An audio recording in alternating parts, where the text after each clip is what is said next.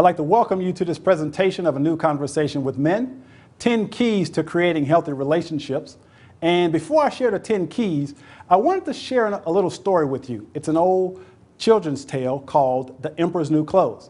And this tale actually is a great metaphor for masculinity in society. So for those of you who may not remember, the story goes a little bit like this.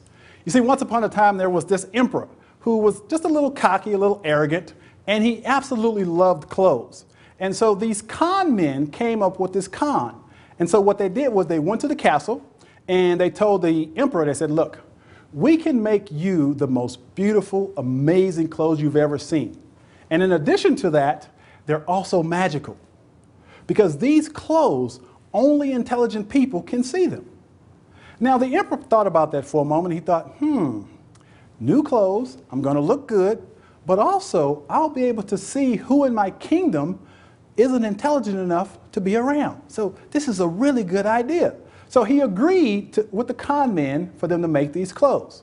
So the con men went out and they brought all of their equipment into the castle, and they set up sewing machines and they set up the looms and all of the equipment needed to build these clothes. And there they are inside, and you hear this noise, and they're making noise, and everybody's learning about these new magical clothes that the emperor is about to get. So a couple of days pass, and the emperor is starting to get a little impatient. And so he tells his right-hand man, he says, look, I want you to go and check on the clothes to see how they're doing. And so the right-hand man goes, he knocks on the door, and the con men open the door, and they said, come on in. Now remember, these are magical clothes. Only intelligent people can see them. So when the right-hand man steps in and he sees the machines, he doesn't see any clothes. But the first thing he thinks, oh my gosh, I can't see the clothes.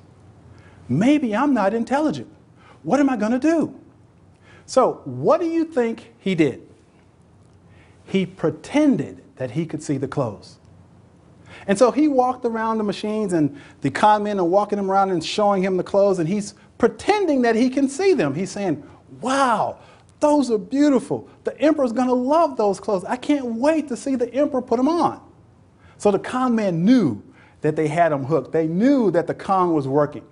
So the right-hand man goes back to the emperor, and he says, Emperor, you are not going to believe this. Those clothes are so amazing. You are going to look so awesome when you get those clothes. Now the emperor's really excited. Okay, he's going to get these new clothes. He's going to get to weed the people out in his kingdom who aren't smart. So he's really excited. So a few days later, the emperor's sitting there thinking about his new clothes, and the con men come up and they said, okay, we're ready. We've got your clothes ready. So what we need you to do is bring all your high-class people into your throne room, and we're going to introduce the clothes. So the emperor brings everybody together, and there they are in the room. The emperor sitting at the front of the room on his throne. The con men are now walking down the aisle with these pretend clothes.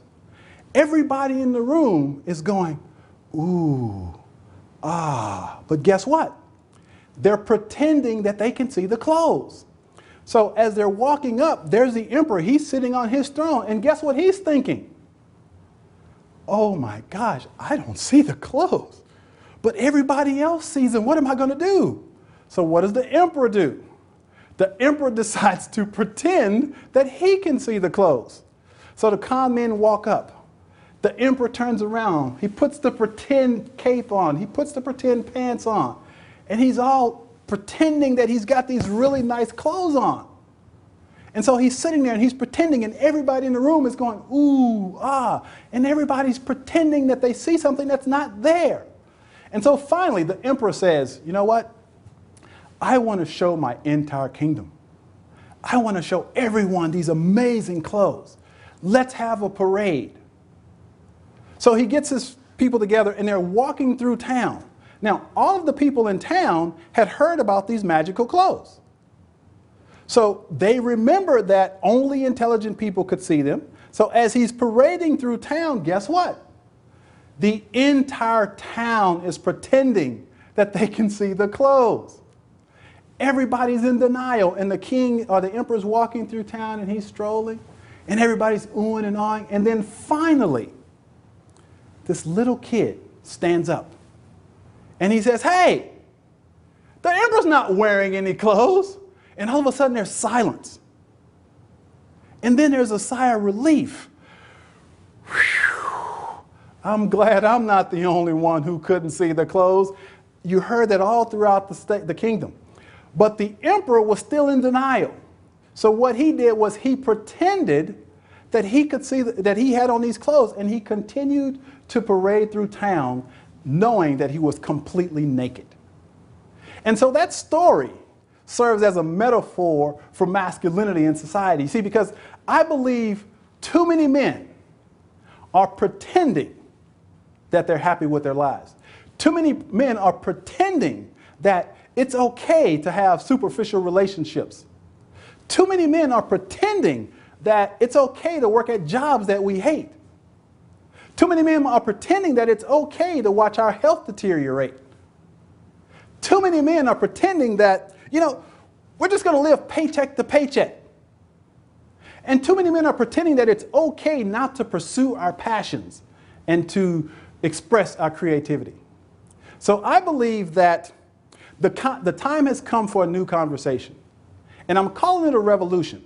And this isn't a revolution of violence or control. It's a revolution of the mind and hearts and souls of men around the globe. And so I'm introducing what I'm calling a new conversation with men. And this conversation is open to any man who is ready to stop pretending. Any man who is ready to discover who he really is and create a life of love, passion, excitement, and what I call being extraordinary.